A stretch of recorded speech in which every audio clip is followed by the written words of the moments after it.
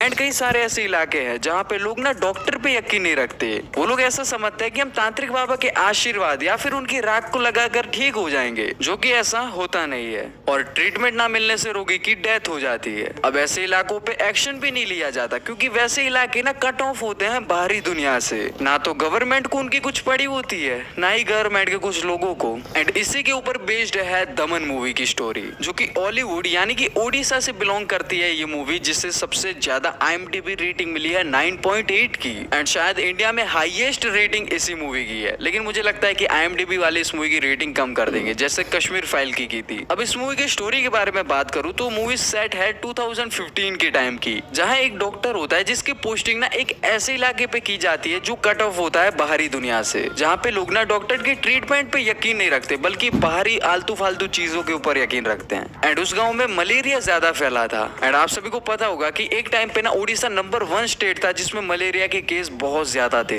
And आज वो number काफी हद तक घट चुका है। तो वो जो नंबर कम हुए हैं ना, उनमें किन किन लोगों का श्रेय जाता है वो आप लोगों को इस मूवी के अंदर बेहतरीन तरीके से दिखाया जाएगा। उसी में से एक डॉक्टर की कहानी दिखाई गई है जो कि रियल घटनाओं पे आधारित है। मूवी का बजट है 4 to 6 करोड़ और अभी तक शायद इस मूवी ने कलेक्शन किया है कुछ 6 से 8 करोड़ का। इस मूवी ने अपना बजट आराम से कवर कर लिया है और बाकी अब ऊपर की कमाई है। लेकिन यार मुझे एक चीज समझ नहीं आई कि इस मूवी के ट्रेलर के अंदर सबटाइटल्स क्यों अवेलेबल नहीं है। आप लोग मेरी वीडियो में देखो, सबटाइटल्स अवेलेबल